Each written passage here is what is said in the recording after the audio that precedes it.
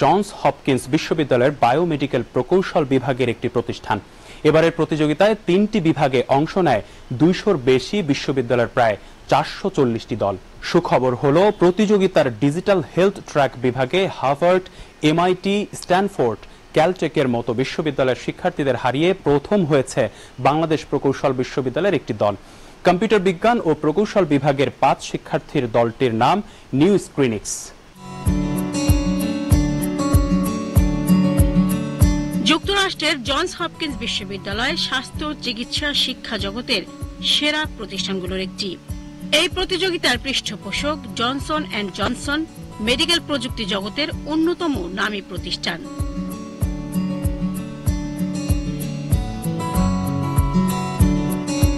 যেদিন চূড়ান্ত পর্ব অনুষ্ঠিত হলো সেদিন নিউ ক্লিনিক্সের কেউই ভাবতে পারেননি যে তারা প্রথম হয়ে যাবেন, কিন্তু সবাইকে অবাক করে দিয়ে বুয়েটের এই ৫ শিক্ষার্থীর গড়ে তোলা নিউ ক্লিনিক্স জিতে নিয়েছে সেরাদের সেরা পুরস্কার। পুরস্কার হিসেবে তারা পেয়েছে $৫,০০০ বা প্রায় ৬ লক্ষ টাকা। নিজেদের পড়াশোনা ও গবেষণায় এই অর্থ কাজে লাগাতে চান তারা। কি নিয়ে গবেষণা করে তারা এই পুরস্কার পেলেন তা জেনে নেই আগে। সহজ করে বললে প্রাথমিক পর্যায়েই স্তন ক্যান্সার শনাক্ত করার এক প্রযুক্তি উদ্ভাবন করেছে নিউ ক্লিনিক্স। এই প্রযুক্তির মাধ্যমে একজন নারী নিজেই স্তন ক্যান্সারের লক্ষণ বা সম্ভাব্যতা যাচাই করতে পারবেন। বাংলাদেশের আর্থসামাজিক প্রেক্ষাপটে নারীর অবস্থান চিন্তা করেই ভবিষ্যতে প্রযুক্তিটি নিয়ে নিজেদের পরিকল্পনা সাজাচ্ছে দলটি। আপাতত ছোট পরিসরে হলেও দেশের প্রত্যন্ত অঞ্চলের নারীদের স্তন ক্যান্সার নিয়ে সচেতন করতে চান তারা। এরপর নিজেদের প্রযুক্তি পৌঁছে দিতে চান সাধারণ মানুষের দোরগোড়ায়। যেসব কমিউনিটি ক্লিনিকে বা বাংলাদেশের প্রত্যন্ত অঞ্চলে ম্যামোগ্রাফি এখন পর্যন্ত পৌঁছেনি, সেখানে প্রি স্ক্রিনিং হিসাবে আমাদের এই যন্ত্রটি কাজ করবে। এবং ম্যামোগ্রাম যেহেতু প্রতিটি মানুষের ঘরে ঘরে সেলফ টেস্টিংয়ে ইউজ করা সম্ভব নয়, আমরা প্রতিটি মানুষের ঘরে ঘরে ইউজ করার জন্য ইউজেবল একটা ডিভাইস এবং টেকনোলজি আবিষ্কারের জন্য চেষ্টা করছি। ম্যামোগ্রাফি যেটা ইউজ করা হয় সেখানে এক্সরে ইউজ করা হয় এবং এই যন্ত্রের পার পার্সনের খরচ হয় হচ্ছে ১৫০০ টাকা, প্রায় এভারেজ কস্ট হয়। কিন্তু আমাদের এই যে যন্ত্রটুকু আমরা যখন ডেভেলপ করে ফেলবো, আমরা আশা করছি এই যন্ত্রটুকু হচ্ছে আমরা কম খরচেই মানুষের কাছে পৌঁছাতে পারবো। বাংলাদেশে এমন একটা সলিউশন দরকার বা প্ল্যাটফর্ম দরকার যেখানে নারীরা তাদের বেস্ট সুরক্ষার জন্য পূর্ববর্তী বিভিন্ন ধরনের টেস্টিং এবং পরবর্তীতেও যদি সে ব্রেস্ট ক্যান্সারে আক্রান্ত হয় সে সময়ে তাদের যেই বিভিন্ন ধরনের বাধার মধ্য দিয়ে যেতে হয় বা বিভিন্ন কনফিউশনের মধ্য দিয়ে যেতে হয়, সেই সমস্যাগুলো সলভ হবে। বিভিন্ন ধরনের ডাক্তারের তারা সংস্পর্শে থাকতে পারবে। এছাড়াও তারা হচ্ছে একটা সঠিক একটা গাইডেন্স পাবে। এই আইডিয়াটার উপর ভিত্তি করে আমরা হচ্ছে এরপর একটা কম্পিটিশন দিয়েছিলাম। সেখানে আমরা হচ্ছে এই একটা ব্রেস্ট ক্যান্সার পেশেন্টদের একটা প্ল্যাটফর্ম ক্রিয়েট করা ট্রাই করতেছিলাম কমিউনিটি নিয়ে। তো এরপর আমরা জাভা ফেস্ট কম্পিটিশন দিই ওইটা নিয়ে।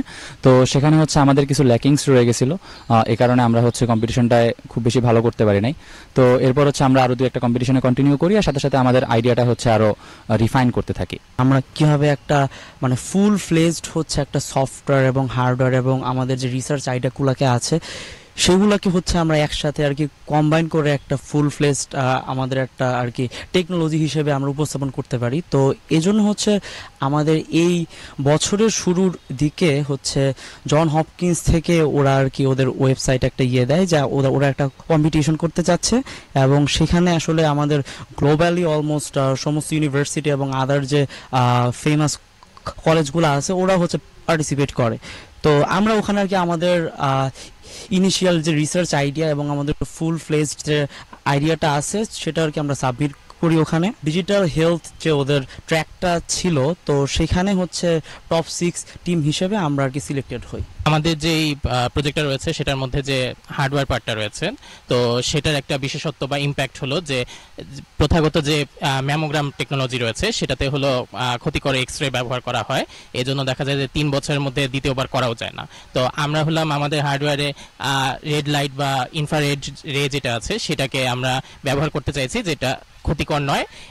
এজন্য দেখা যাবে যে নিজেরাও প্রি স্ক্রিনিং এর জন্য ব্যবহার করা যাবে, বিশেষ করে যেসব জায়গায় প্রত্যন্ত এলাকায় কমিউনিটি ক্লিনিক নেই, সেসব জায়গায় আমরা এই ডিভাইসটি পৌঁছে দিতে পারি, যাতে ম্যামোগ্রামের বিকল্প হিসেবে কাজ করতে পারে, যাতে পরবর্তীতে কেউ যদি নিশ্চিত হয় যে তার ক্যান্সার হতে পারে, তো সেই ক্ষেত্রে হলো তারা ডাক্তারের শরণাপন্ন হতে পারবে। নতুন টেকনোলজি, আমরা নতুন একদম পুরোপুরি একদম স্ক্র্যাচ থেকে কাজটা করতেছি, তা এজন্য আসলে আমাদের একটু এটা আসলে অনেকটা লম্বা প্রসেস, অনেকটা সময় নিয়ে কাজ করতে হবে। তা ইনিশিয়ালি আমাদের প্ল্যান হলো যে আমরা একটা ছোট সফটওয়্যার, আমাদের সফটওয়্যারটা একটা ছোট ভার্সন লঞ্চ করব, সেটা দিয়ে হচ্ছে আমরা একটা কমিউনিটি বিল্ড আপ করবো আমাদের এই আইডিয়াটার অ্যারাউন্ডে, এবং যাতে হচ্ছে পরবর্তীতে আমাদের রিসার্চে যখন ডেটা লাগবে, যখন বিভিন্ন রকমের ডেটা সেট এবং টেকনোলজির অন্য সাপোর্ট লাগবে, যাতে আমরা এই কমিউনিটি থেকে আমাদের এই সাপোর্টটা পেতে পারি।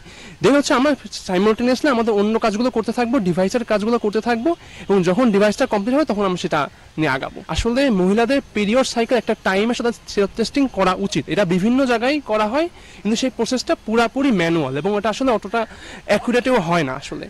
তা আর যেহেতু জিনিসটা অ্যাকুরেসি খুব কম হয়, যখন আপনার মানে 50% টাইম আপনাকে হ্যাঁ বলে দিবে আসলে আপনার ক্যান্সার হয় নাই, এরকম কেস হওয়ার কারণে দেখা যায় যে মহিলারা এই কাজটা আগায় না।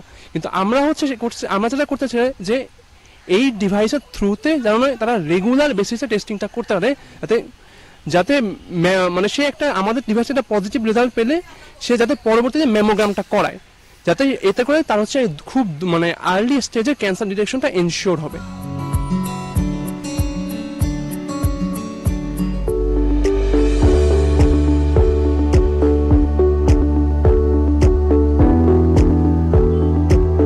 বেসরকারি প্রাথমিক বিদ্যালয়